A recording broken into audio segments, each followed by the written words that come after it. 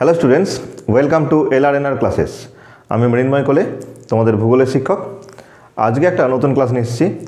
আজকের ক্লাসে আমরা আলোচনা করতে চলেছি ভারতের ভূগোল যে অংশ আছে, সেই ভারতের ভূগোলের অংশ থেকে ভারতের যে কৃষি অংশ রয়েছে সেখান থেকে আমরা আজকে আলোচনা করব চা উৎপাদনের অনুকূল ভৌগোলিক পরিবেশ।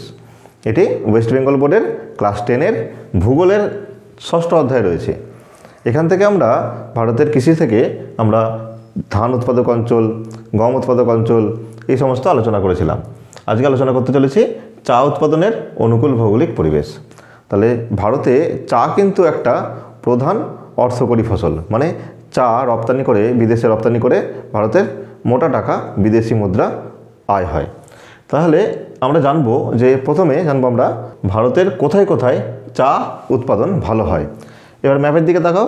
ম্যাপের দিকে তাকালে বুঝতে পারবে যে সবুজ অংশগুলো আমরা ম্যাপের উপর পয়েন্ট আউট করেছি, সেই জায়গাগুলোতে কিন্তু চা উৎপাদন ভালো হয়। তাহলে এই জায়গাতে আর এই সামান্য কিছু অংশে ভারতে চা কিন্তু উৎপাদন ভালো হয়।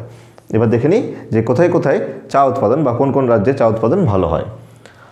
আসাম, পশ্চিমবঙ্গ। আমরা জানি পশ্চিমবঙ্গের দার্জিলিং, জলপাইগুড়ি বা ডুয়ার্স অঞ্চলে চা উৎপাদন ভালো হয়।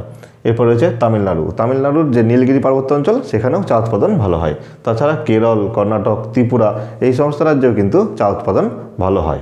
তাহলে আমরা দেখতে পাচ্ছি যে আসাম হচ্ছে চা উৎপাদনে ভারতবর্ষে প্রথম স্থান অধিকার করেছে। তাহলে চা উৎপাদনে প্রথম স্থান অধিকার করেছে আসাম, আর দ্বিতীয় স্থানে রয়েছে পশ্চিমবঙ্গ। এবার আমরা চায়ের বাণিজ্য সম্পর্কে জানব যে চা কোন কোন দেশে রপ্তানি করা হয়। Russia, Iran, great Britain, America যুক্তরাষ্ট্র, সংযুক্ত আরব আমিরশাহী, কাজাখস্তান, জার্মানি, জাপান, অস্ট্রেলিয়া আরও পৃথিবীর অন্যান্য বহু দেশে ভারতবর্ষের চায়ের সুনাম রয়েছে। আর দার্জিলিং চায়ের সুনাম তো সারা পৃথিবীতে রয়েছে। স্বাদ এবং গন্ধের জন্য দার্জিলিং চাকে সারা পৃথিবীতে দার্জিলিং চায়ের সুনাম রয়েছে। তাহলে এই সমস্ত দেশগুলোতে আমরা চা রপ্তানি করে বিদেশি মুদ্রা আয় করতে পারি। এবার আমরা আসবো চা চাষের অনুকূল ভৌগোলিক পরিবেশ, মানে চা চাষের জন্য কীরকম ধরনের প্রাকৃতিক এবং অর্থনৈতিক পরিবেশের প্রয়োজন পড়ে। তাই আমরা অনুকূল ভৌগোলিক পরিবেশটাকে দুটো ভাগে ভাগ করে আলোচনা করব। প্রথমটা হচ্ছে প্রাকৃতিক পরিবেশ, কেমন প্রাকৃতিক পরিবেশে চা চাষ ভালো হয়, আর অর্থনৈতিক পরিবেশই বা কোনগুলো লাগে। তাহলে চা চাষের জন্য কোন কোন অর্থনৈতিক পরিবেশ লাগে আর প্রাকৃতিক পরিবেশ লাগে। তাহলে প্রথমে আমরা প্রাকৃতিক পরিবেশ নিয়ে আলোচনা করব। দেখো, তাহলে উষ্ণতা লাগবে 16 থেকে 27 ডিগ্রি সেলসিয়াস উষ্ণতা লাগবে। চা চাষের জন্য 16 থেকে 27 ডিগ্রি সেলসিয়াস উষ্ণতা দরকার। এবার হচ্ছে বৃষ্টিপাত, 200 থেকে 250 সেন্টিমিটার বৃষ্টিপাত চা চাষের জন্য আদর্শ। 200 থেকে 250 সেন্টিমিটার বৃষ্টিপাত চা চাষের জন্য আদর্শ। তাহলে দেখেই বোঝা যাচ্ছে যে 200 থেকে 250 সেন্টিমিটার বৃষ্টিপাত মানে ব্যাপক পরিমাণে বৃষ্টিপাত বা জলের প্রয়োজন হয়।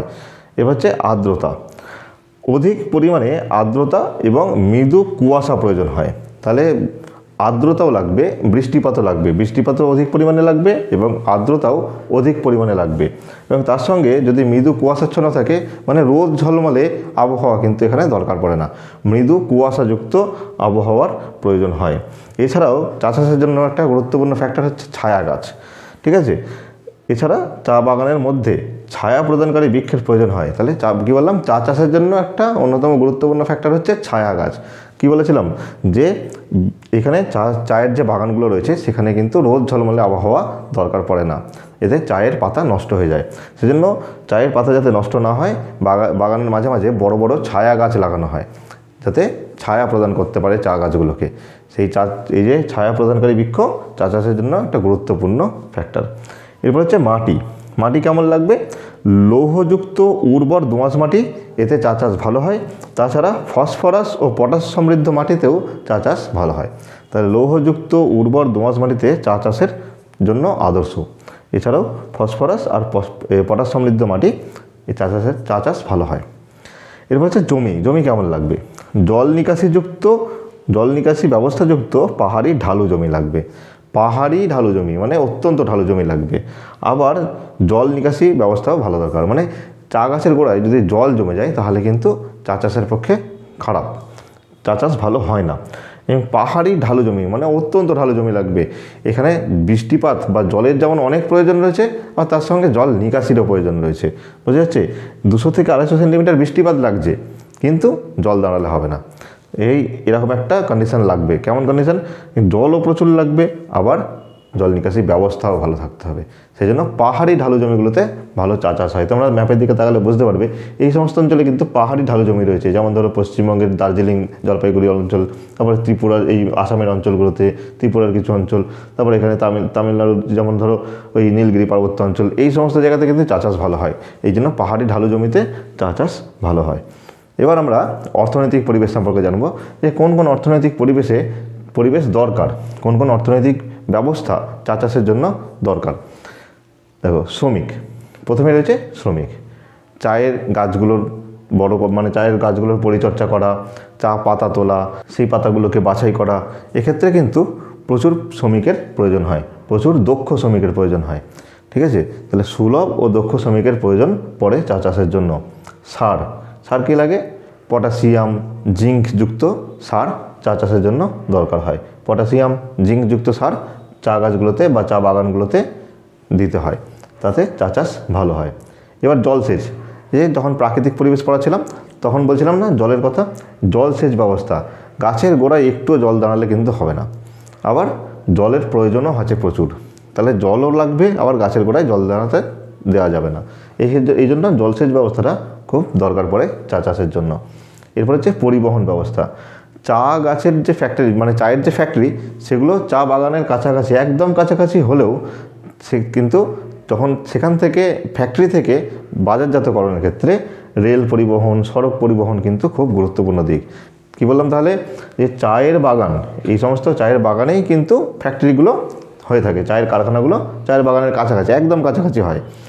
এবং তাহলেও যখন চাটা উৎপাদিত হয়ে যায় তখন কিন্তু এই বাজারজাতকরণের জন্য বা অন্যত্র পাঠাবার জন্য রেল পরিবহন এবং সড়ক পরিবহন কিন্তু অত্যন্ত গুরুত্বপূর্ণ।